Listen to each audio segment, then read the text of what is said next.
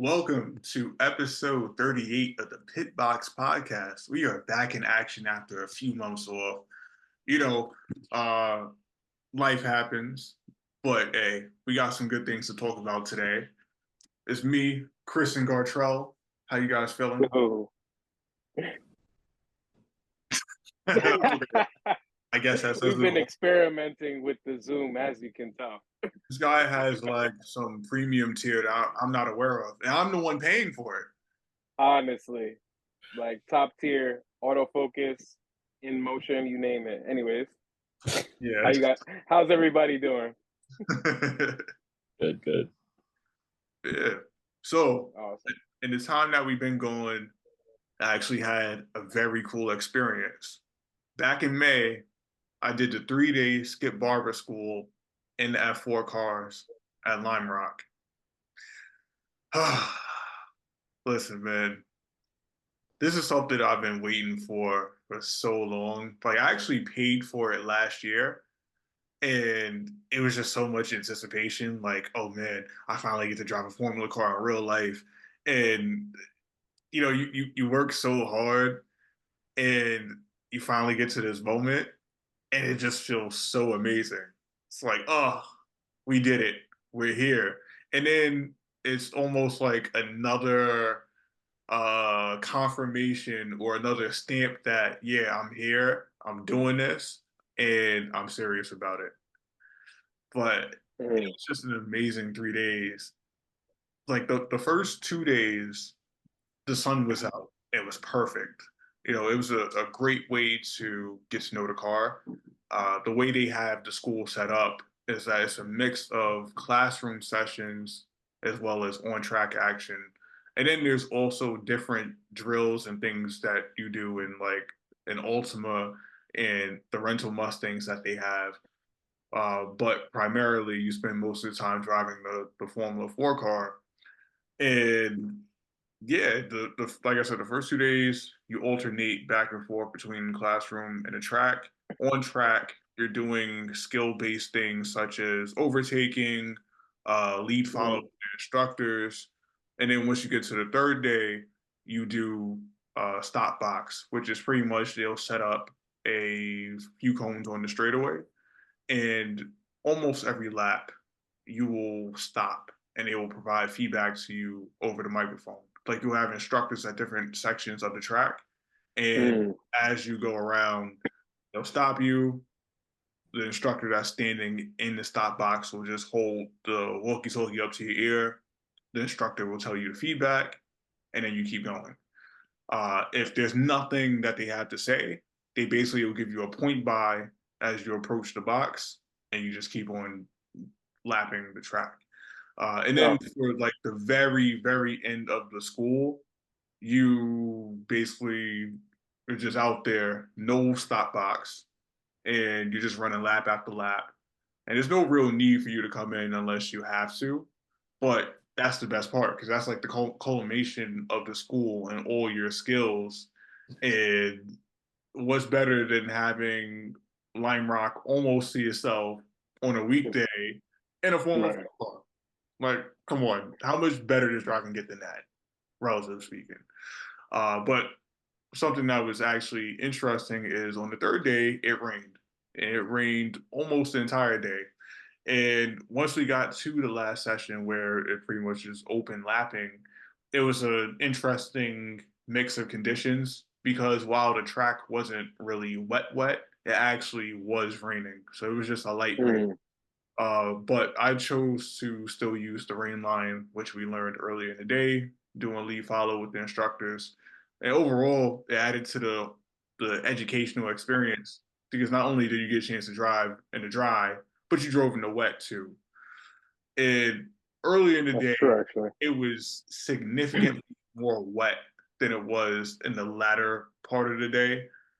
And when you're on TV, when you're watching TV and you see Formula One or IndyCar, or even if it's IMSA, any series with downforce cars that's running in the wet, you always see the spray coming off the tires and out of the back diffuser and stuff. And they talk about how hard it is True. to see.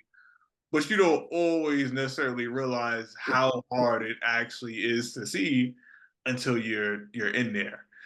And the way they set up some of the lead follow with the instructor is, in this case, the instructor would be in like the school's Mustang, and then Mm, hypothetically there's three of us in the Formula cars behind him, and every lap we would switch positions. So the person who's in the back would then move up, and then the person who's in the middle would be behind the Mustang, and I then see.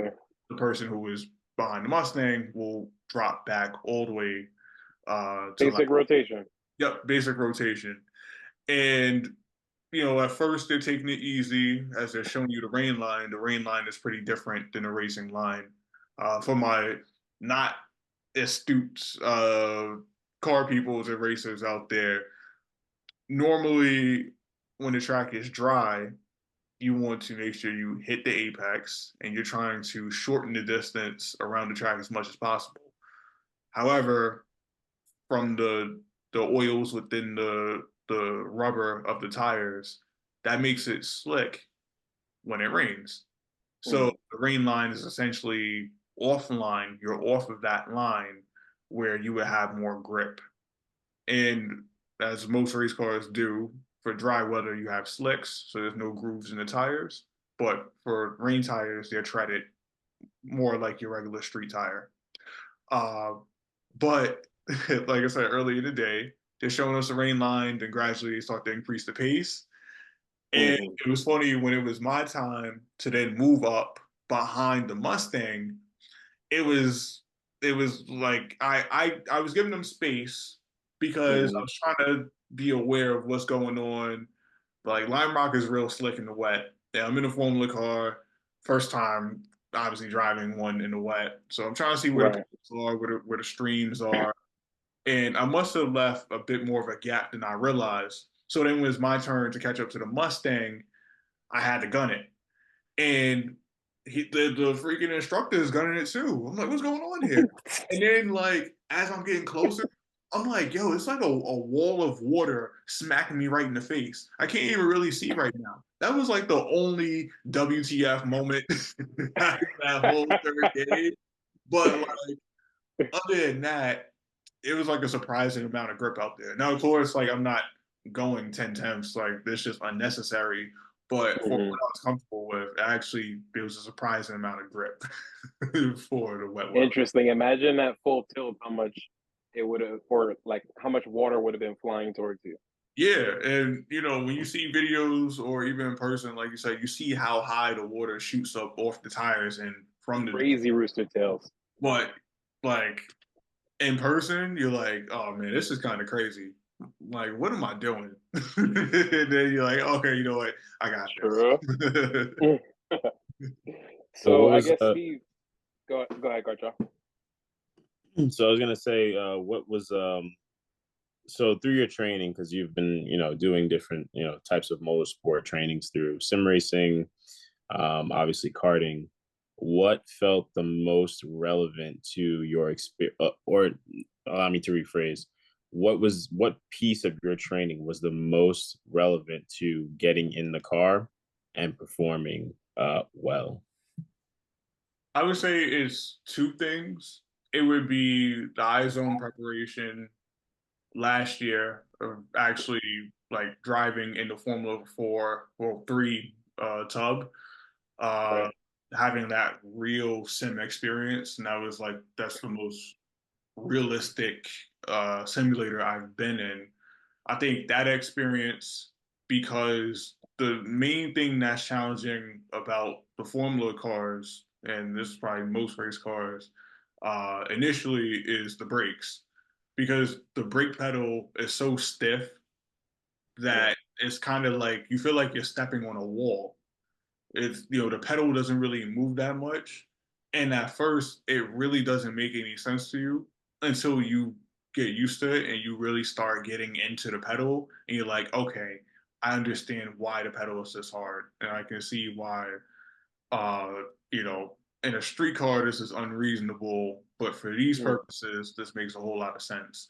And also with your steering inputs, you have to be very precise and easy on the steering wheel because if you jerk the wheel, you're just going to unsettle the car and you're just going to spin the car out. So having understanding like the smoothness of the steering inputs and Mm. getting comfortable with such a stiff brake pedal was things that really helped me from the iZone experience and it carried over. And then when you combine that with the iRacing preparation that I had did prior to that, which is just running lap after lap in the F4 car around Lime Rock, when I got in the car, it felt oddly familiar considering I had never done this in person before.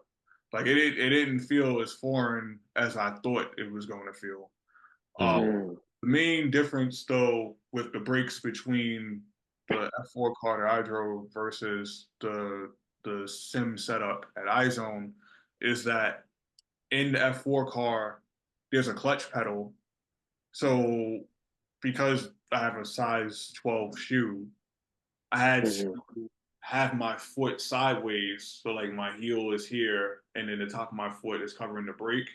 Whereas Mhm. there's no clutch pedal. So you just have your foot straight up and down.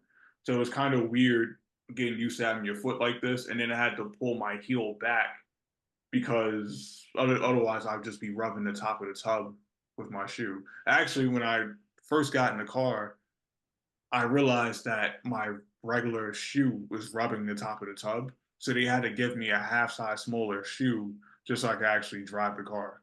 Dang, Oh wow. that must have been uncomfortable.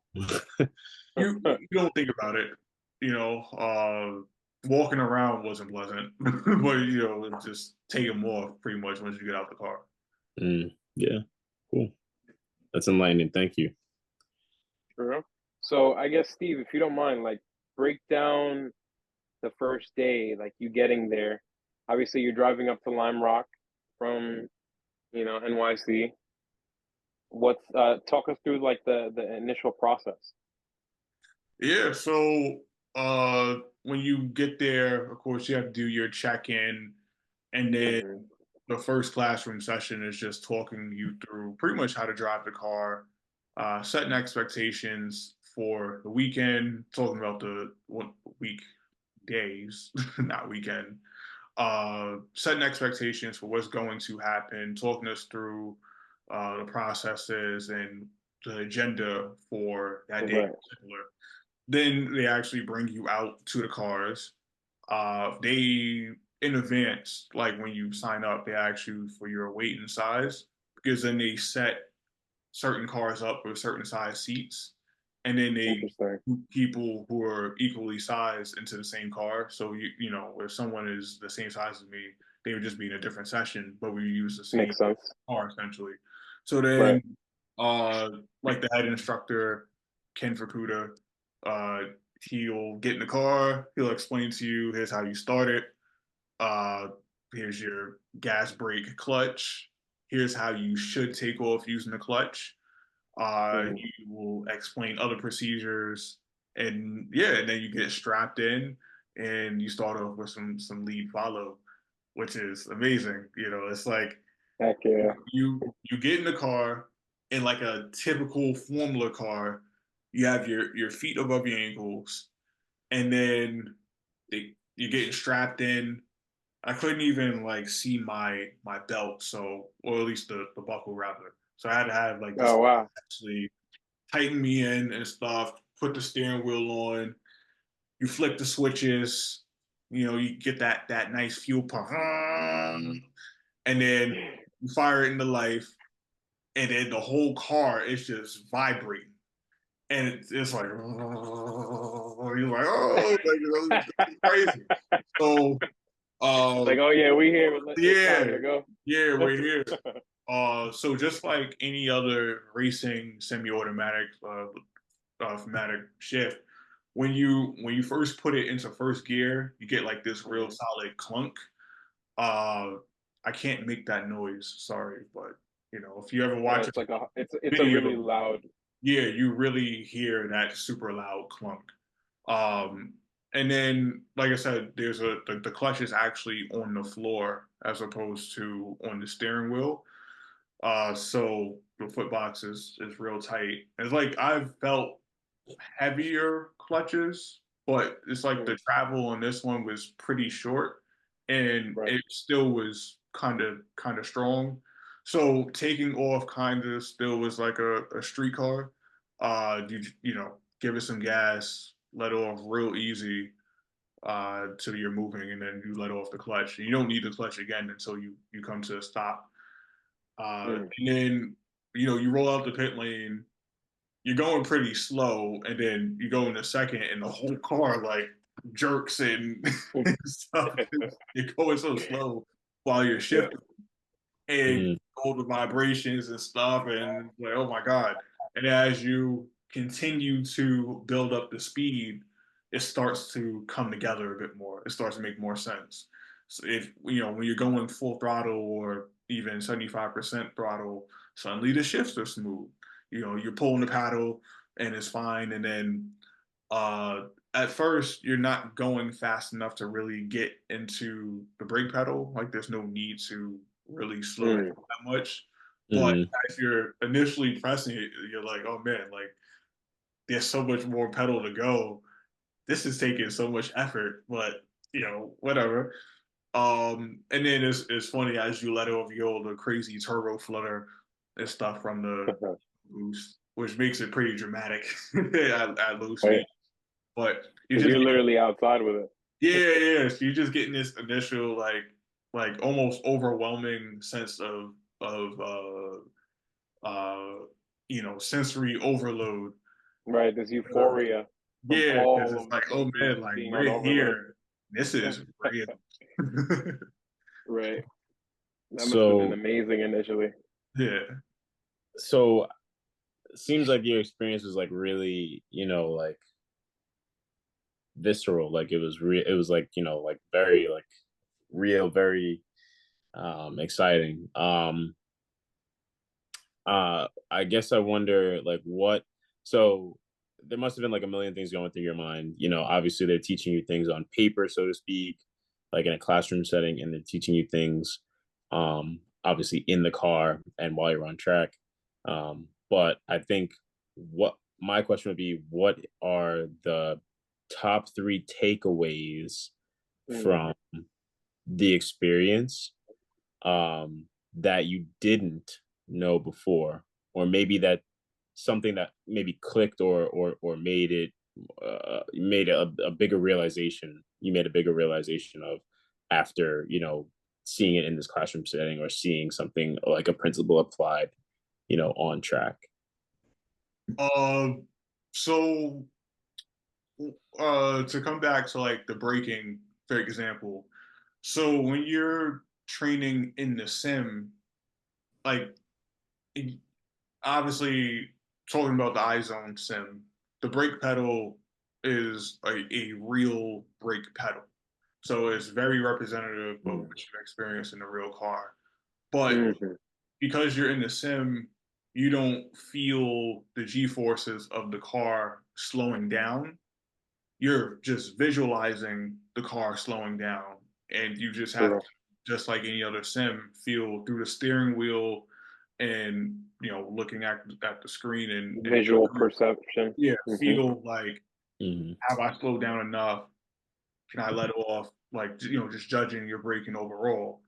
But then in real life, you have that actual feel of you being pressed into your The G belts, forces. Yeah. yeah, from the actual uh braking motion.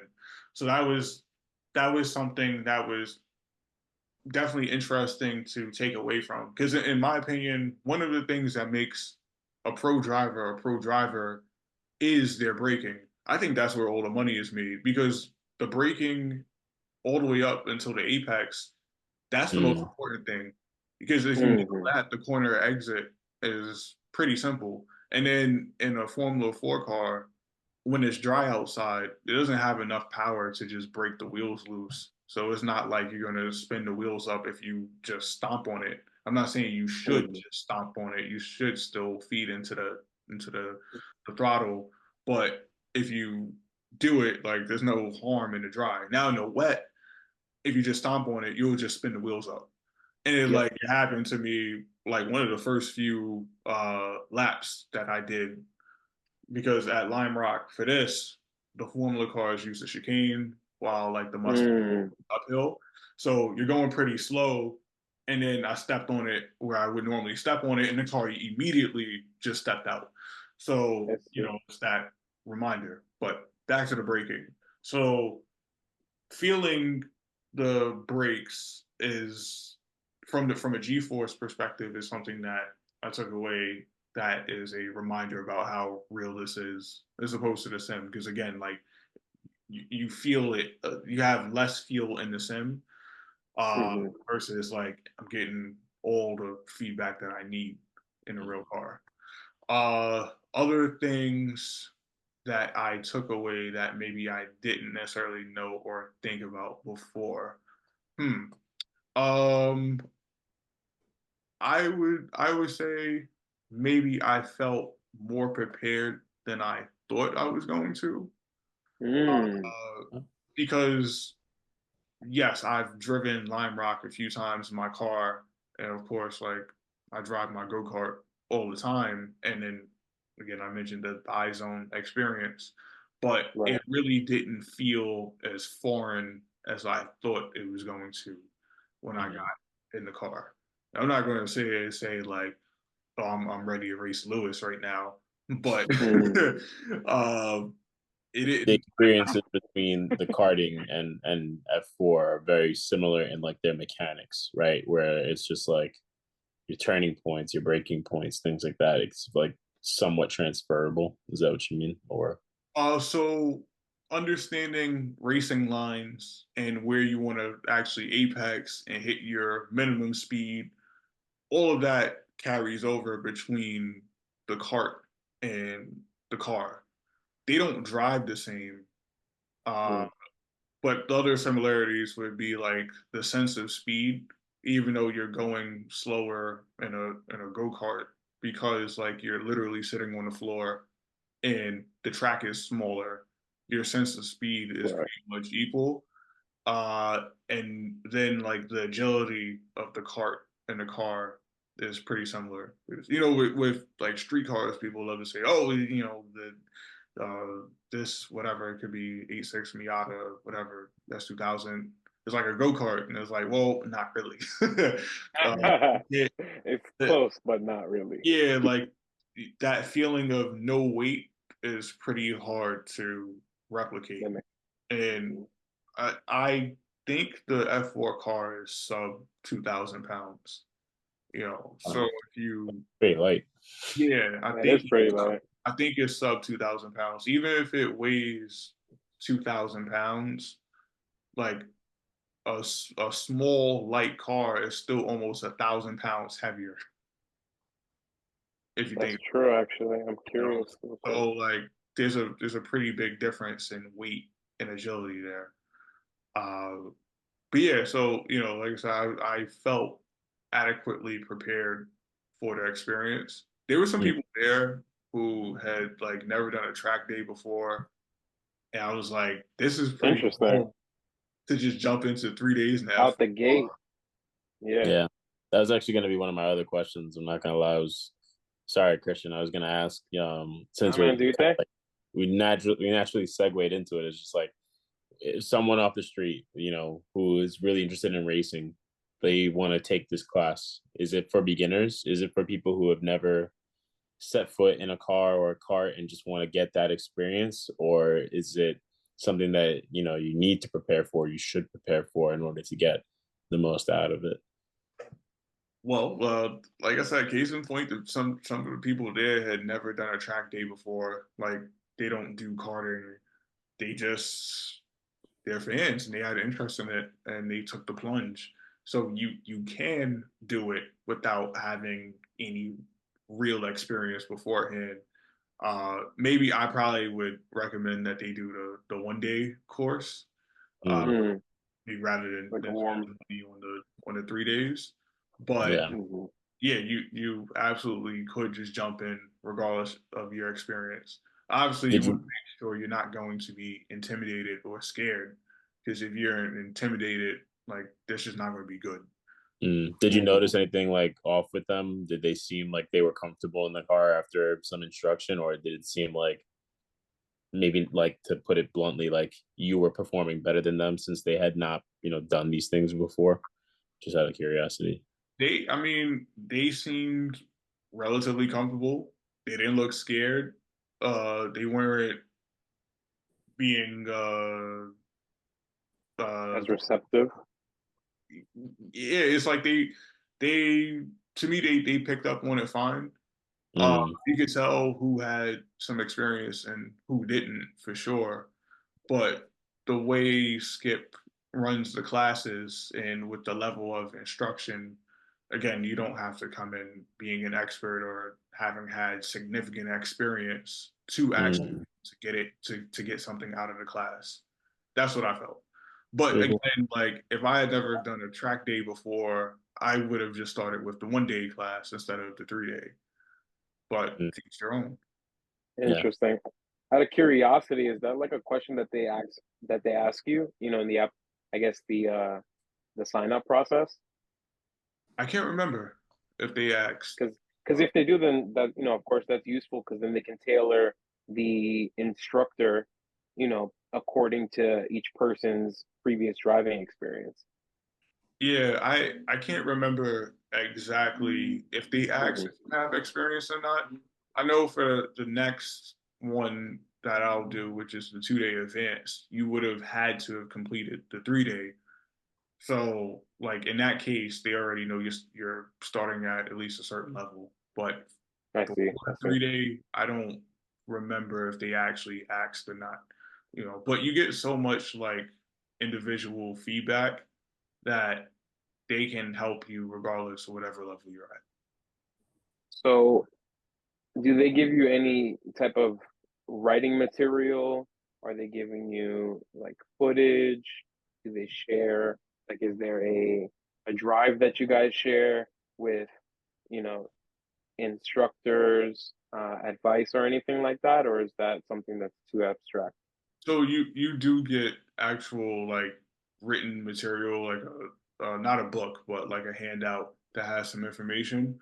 But Mm, also like before you get to the point of open lapping or the stop box, when you're not mm, on track and you're not doing the drills, you will go to a corner with an instructor and you're watching the other session. So you can see I see. you will automatically just see, oh, this person looks like he's doing it right. That person looks like he's doing it wrong. And then you're hearing the instructor say, hey, here's what this person did that's right. Here's what this person did that isn't right. And then you can hear the feedback as they say it to the driver. And then you will see Mm. how the driver takes on that feedback Mm. in the next lap. And And is that something that they allow you to record? Possibly, right? I mean, if you really wanted to record that, you could. Just so I you can review the content, you know what I mean? if you wanted to, but essentially you're kind of recording someone else driving because you're standing at the corner watching. Right. You weren't GoPro'd up? No, you can't use any outside cameras. You have to like pay Ah, for the school's data recorder, which will be a camera, and then you can see like your inputs and speed and lap times and such. I didn't pay for that for this one. I was gonna say that's interesting. It's smart on their yeah. side from a business standpoint, but Is yeah. it like onboards? Like Yeah. you could view your footage on board as well as the telemetry, or is it just the telemetry? No, it's both onboard and telemetry. That'd be pretty cool. Yeah. Yeah. I I mean, don't like, know. I yeah, don't know if they'll give you like a file so you can pull it up and rewatch it. like if you have aim uh aim like will allow you to Yeah, pull up yeah. like, the chart with the line graph and stuff like that. Hmm. I don't break Mm. inputs. I don't know if they'll give you that per se to view it in that form, but you'll have the onboard and you will be able to see your speed and your throttle and brake inputs. But again, you have to pay for that. You can't just bring I it. was gonna say, what's the cost on that? Off the top of your head?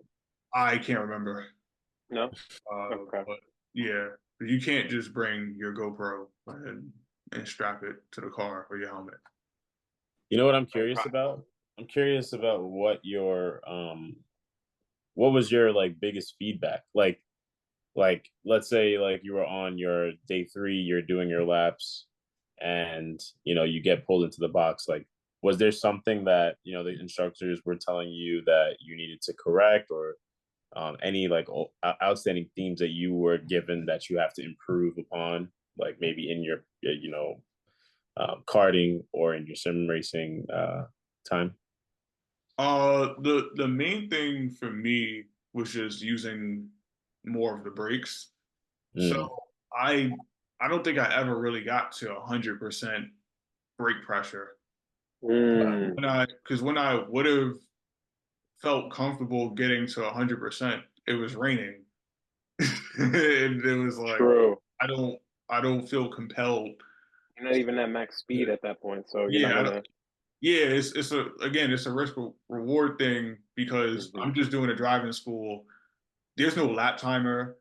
If I kill it, like no one's going Was to, it worth it? Right. yeah, like no one's gonna come and sign me. It's just all risk and not much reward. So mm, yeah, it's like when I felt comfortable enough to actually do that, I didn't because it was raining outside. But that the main thing was I wasn't using enough of the brakes.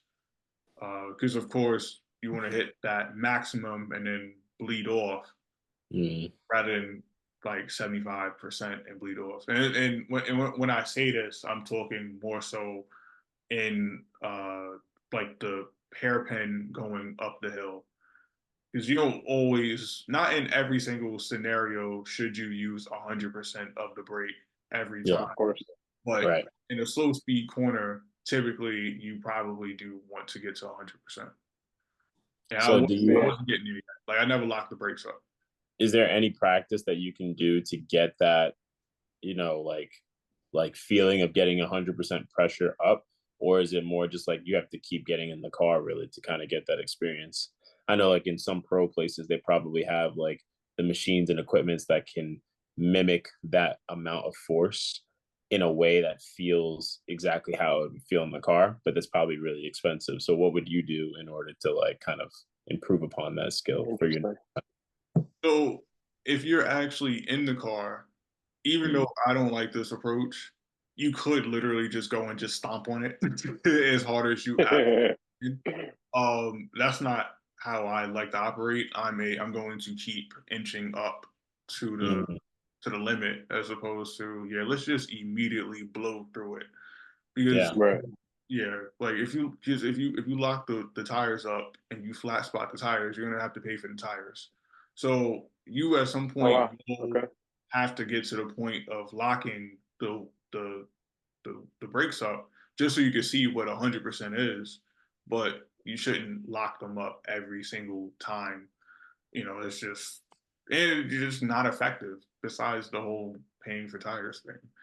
Yeah, Um, Mm. probably Now, really. like if I had a better sim at home, I could practice that. But because my setup isn't really all that good, I can't really practice. Like the brake pedal feels completely different to Mm, everything. But like at iZone, besides actually being in the car, there's a machine that they have where you have to mimic the brake trace on the screen. So Mm. like So it's basically, based on pressure, like it should reflects like a bar graph on the screen, well, it's a indicating line. how much pressure you're applying. It's not a bar graph, it's a line. I'm sorry, not a bar It's, graph. it's your it's your brake trace. So Right. you sit in the machine and it's like you're coming down the straight, and then you stomp on the brake, and then you have to mimic the line the best as Mm. uh, to practice. So that's like something you would do, or I would do if I had access to that every week or multiple times per year. Because you don't really get the same feeling in your street car because the pedal is so soft. Mm. I see. I imagine to kind of answer Gartrell's one of Gartrell's questions. as like an exercise that you can do, you could probably, if you have access to a gym, you could probably get on the calf raise machine and just practice like incrementally increasing the weight, and that almost kind of mimics the same muscle that you would probably use in the scenario of breaking in a car. There you go. I guess another good question that I was thinking about for a while now is like after, of course, doing the 3-day class, you had mentioned that there's another, set of classes that you're planning on taking. What's the difference on location? Is there a difference on price? Um, is there a certain time frame that you have to do it? Like, for example, if I take the 3 day class now, in order to get, closer to getting a license, right? Do you do it within a certain time frame, or that doesn't necessarily apply? So I don't think there's a time frame per se. At least Mm, I'm not aware of it. Um, with the 2-day advanced course, well, actually to rewind. So once you complete the 3-day course, you have your SCCA permit, and then that okay. enables you to do the 2-day advanced course. And the 2-day advanced course, it's more open lapping, and then you do like practice race starts and more overtaking with the instructors and things of that nature. So you're getting more on track driving. It's the same Hmm. price as the 3-day school. I Uh, see. the locations you could take either 3 or 2 day or even 1 day, whether it's Lime Rock, VIR, which is Virginia International Raceway, Circuit of the Americas. There's a few other locations as well. I think they also go out west. I might be wrong about Oh, that. interesting. So you can choose from any one of those tracks for this next phase after the 3-day? Yeah, yeah. So I could do Lime Rock again. Ideally, I'd like Right. to do Coda. They told me I Of should do course. Coda. So now that they put that in my mind, I'm kind of told Kind of been to, locked in. yeah, Yeah. kind of can't unsee it now. So uh, Texas in November might have to happen. And yeah, and then once you complete the 2-day, you have your SCCA license. And then from there, you can compete in SCCA races, and then you can go on and get your FIA license. Solid. Pretty cool. So do you think overall, I mean, would you count it as worth it, the experience? Like, um, I'm sure you're going to be in the affirmative, but I'm just like curious. Like, if you're someone who is interested in, getting into racing, do you think that, the takeaways are worth the price for these courses? Well, considering I forgot what I spent, I had a good time. That's a good way to put it. Yeah. um, like I said before, for me, this is part of the process of me obtaining my license because the goal Mhm. is to do real racing at a pro level at some point in the future. So it's like a just a necessity. If I wasn't this serious about it, I probably still would do it, but I wouldn't. I might not do the advanced school because it's unnecessary, or maybe I would, Mm, but I wouldn't. I wouldn't do it in such a short time frame. I wouldn't be trying to do both in the same year. I would be like, okay, that was you'd fun. space them out. Yeah, it's like I don't. It's not a necessity. It would be a strong want. So it'd be like, okay, next year I'll do the advanced school. But because I'm trying to move things along, it's like no, I got to do both this year. Uh, Right. but then if you weren't as serious, I think the 1 day will get the job done. I don't know how much driving happens in the 1 day, but you definitely will get Hmm. a taste for the car, and that might make you want to do the 3-day. Mm. Maybe you just want to take the plunge, just do the 3-day, like those people who were there with me did. So if people are like you, wanting to get to this level of pro racing, and they want to choose a similar path, do you recommend this, or are there alternatives that could ultimately land them in the same place? So So let's say maybe it's too much money, I can't afford it. What should I do if I want to, try and get my SCCA permit or learn the mechanics of racing in a higher end performance car? So if you want to do skip, but you don't want to pay for the F4, you can do it in the Mustang.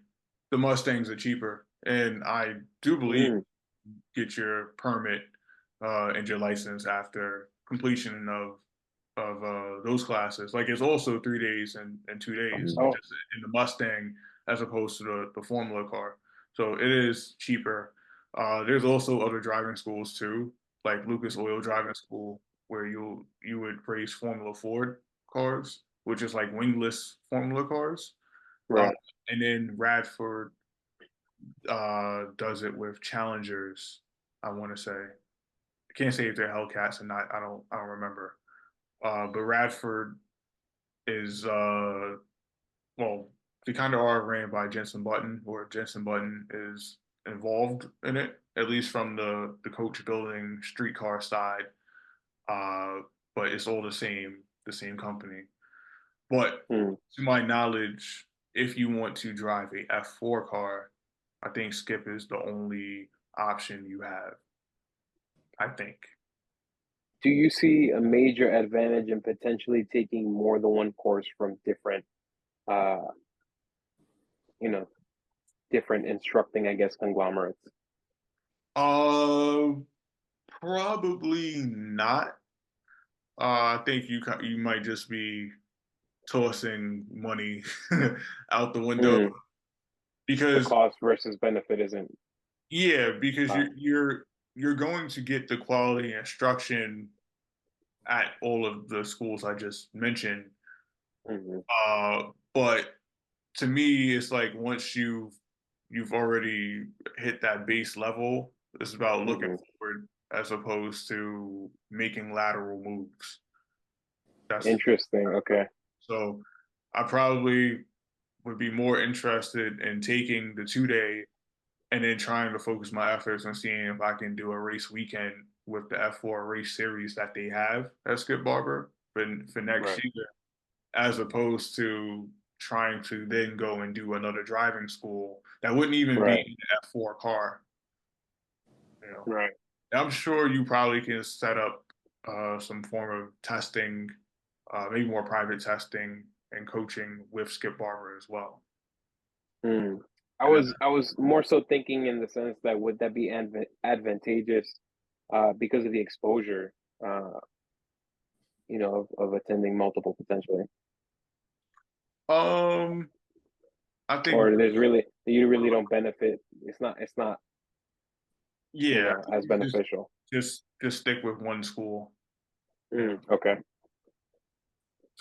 And I guess what would you, if you, to those people that might be listening to this thinking like, I want to do something like this, what would be your best advice to them before spending the money and full sending it and going to one of these courses?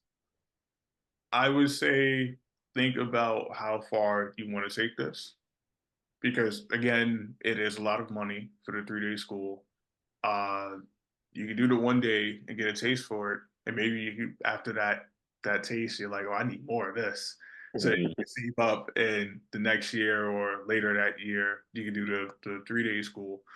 But if you're serious about it and you already know this is what you really want, I think you should just jump into the 3 day. Don't even bother wasting the resources on the 1 day. You just pour that into the 3 day. Cool stuff. Yeah. Sounds solid, Steve. So I guess, of course, the iRacing and the karting, it just boils down to the seat time that you've had previously has allowed you to kind of mature like fine wine, if you will. So when you got to skip, you were a little more acclimated in comparison to most, so it allowed you to absorb, more of what the instructors had to offer. Is basically what I understood of everything that we just finished speaking about. Yeah, like I said, regardless of the level that you come in, so Mhm. they're going to work with you.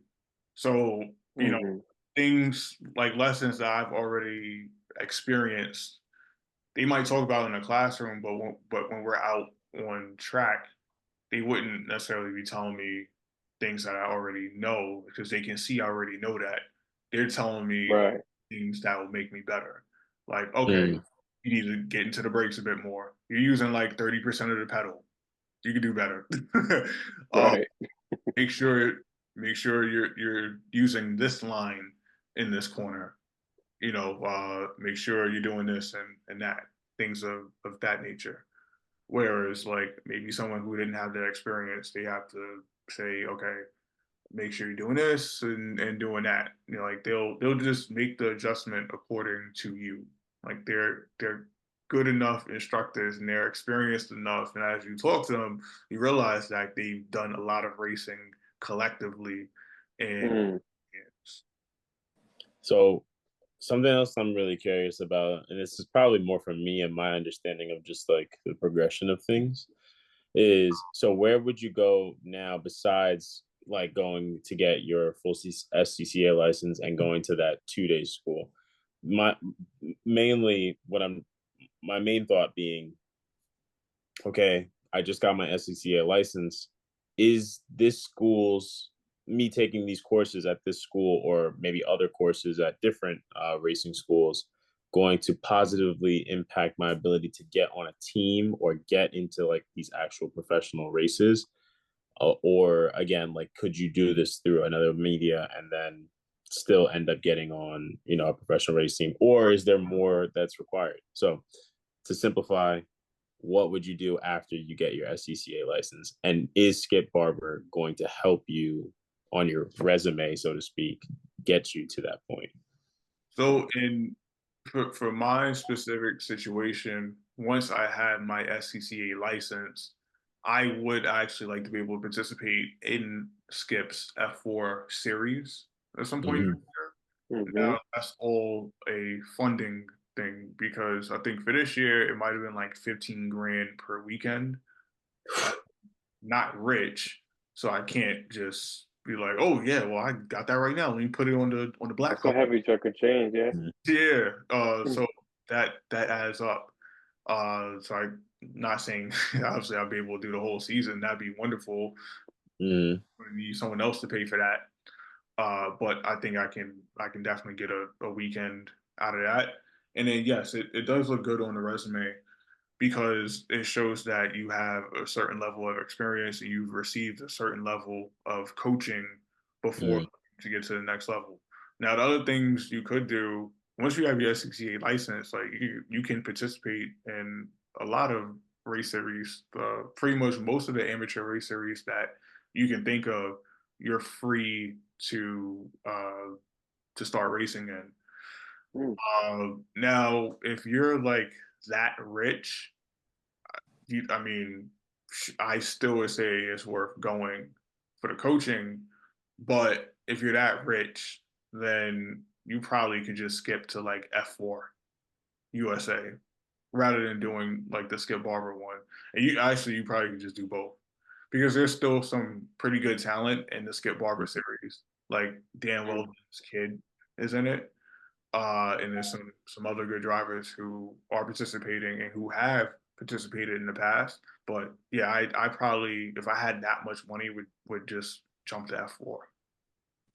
And can you jump into like GT series cars, or am I missing the point here? Or like it seems as though like there is a segue to like some level of high performance driving after this. So like, do you kind of like have like multiple options in terms of the series you would like to participate in? Are some other series like easier to get into? Maybe GT racing, maybe like the specific series of car. It's like something like that. Yeah, so GT racing definitely is easier to get into just from a cost perspective. Uh, there's plenty of options out there, whether you want to do lemons racing or spec Miata or if you Sure. haven't you do IMSA, Shout out to Mike. Mm. yeah, you might as well do IMSA. Um, but yeah, like it just it kind of just opens up the door so that you can make whatever move you want. Whether you want to race Spec Miata, F4 USA, uh, any sort of SCCA event, obviously, whether it's one of their open wheel series or for their Miata series, you can do whatever. But you have to have Mm, that license, and then you can build from there. I see. So, assuming, of course, that you're stacking your experience with different, let's say, series, like after you take this next, level of Skip Barber education, you're gonna be able to have access to the F4 cars. Once you stack that experience, then that hypothetically allows you, or not hypothetically, but might literally allow you to send emails to different teams in different racing series and use that experience as justification as to why they should add you as a driver into their rotation. I'm assuming, right? Yeah. But realistically, if I had enough money, I'd probably be in IMSA next year. It's just like I Oh, true. just I mean, money solves a lot, but yeah, because like I feel like the last few years, every Rolex 24, they're talking about somebody who just started racing like the year before or a year and a half before. And it's like, wait, you're already in like one of the biggest races on the planet, mhm, and you have less experience than like a lot of people, a whole lot of people. So right. that's a funding thing. But for us who aren't in that situation, yeah, the license is like the gateway, and then Right, right. you can just build from there.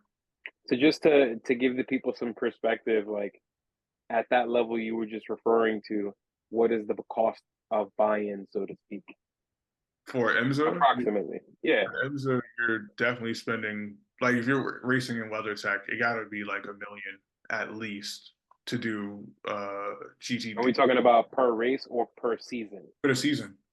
I Uh, see. for like GT3, which would be GTD. Yeah, just GTD because you wouldn't be a pro. You wouldn't be in GTD Pro. You would just be in GTD. Hmm. GTD. You got GTD. Yeah, it gets confusing with all the GT, Yeah, you would just be PD. driving. Yeah, you would just be driving the Pro Am GT3 cars. True, That true. class. But that's like 1 million something per year. It's over a I million. see. I don't know the exact number, so I'm just gonna say 1 million. Yeah, guys. So you see, it's not just like, a few $1,000s. This is like once you're, investing into this, you're doing it for the long haul. I Bro, guess go ahead. people's Sorry. parents are spending 100 grand a year on go karts. So that That's some perspective for you. yeah, that lets you know what you're up against. Right. So I last guess, question from me. Sorry. yeah, no, What no, no. I was was gonna say closing thoughts. what was the overall coolest thing about the entire experience? Like inner kid Steven, what was like the coolest part? So it's either a tie between the first few laps in the car because I Mm, was just smiling the whole time and giggling, Kool-Aid just smile. like, yo, like I'm here, like I'm doing it, like I'm doing like 40, 50 miles per hour, but I'm here, I'm driving the car, like I said, the freaking vibrations, the noises, the turbo flutter, the backfires, like just the feel through the steering wheel, like strapped in so tight, like that initial experience is yeah, it was worth it. And then that last session of putting together everything that you learned, and because it was only like 3 or 4 of us on track, we were pretty spaced out. So it felt like you had Lime Rocks to yourself, and to have Lime and almost like having Lime Rocks to yourself in an F4 car in mixed conditions. It's like how much better does driving get than this relative? Like yes, sure, you could be an F3 or in a LMDH car or whatever, but for everything I've driven so far, it's like this is as good as driving gets right here. I'm out here putting all my skills to the test. Relative, obviously, wasn't going all out, but Right. It's like just enjoy being a race car driver for being a race car driver. It's like, yo, Cool. this is amazing. I like the track even more now in the Imagine. car than I did in the 86. You know, What not do you that think it? No, sorry. I didn't like it in the 86, but it just felt way better in the Formula car, obviously. And real quick, what do you think your fastest time was if you had to guess? And what was your fastest trap speed if you think you had to guess?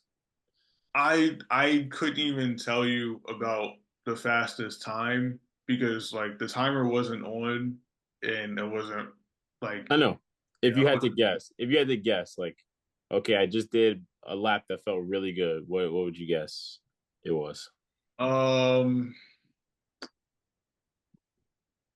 that's a good question. Where you were in an elite follow scenario, of course, I I which was don't very know. rare because it seems like there was a lot of lead follow. It yeah, but then when we had open lapping, I'm Oh, stopped. that's right, the pit box Yeah, session. like I'm sorry. Yeah, I'm like I'm not even I wasn't even going through the last corner that fast because I knew I had to come to a stop. Uh, and then for the open lap sessions, it was raining, so I can't even I can't even really like think what the time would have been. A minute something. he was in the 1 minute range for sure. I can't even yeah I can't even say. What was the second part of the question? I forgot. Fastest trap speed if you had to guess. Um, did I see 160 kph or 170 kph? So it was at like 115, Well, yeah, Hmm. something like that. still pretty quick.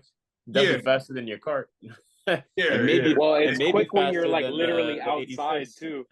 yeah. And that's oh, it's but like that's a trap speed of not going all out through the last corner, and I was taking it easy going to turn one.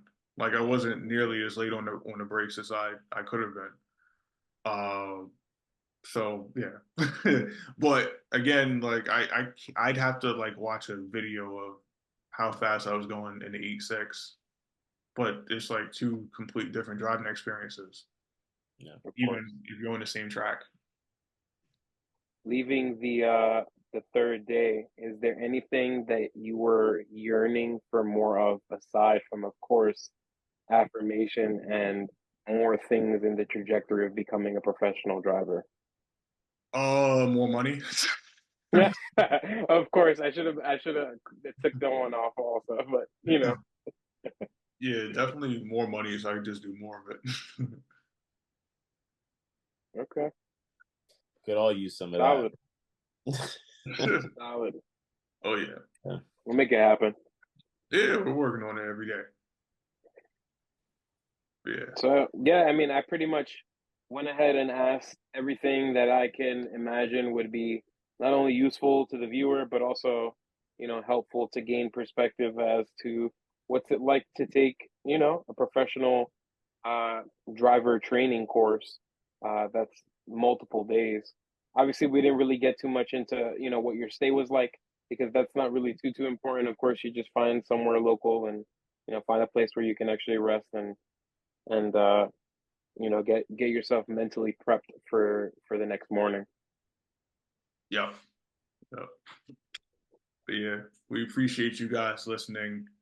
We promise it won't be this long of a gap between the next episode. I have some more guests come on later in the year, but the usual. Stay tuned to the social medias. We'll have more for you later this year. Thanks for listening. Till next time.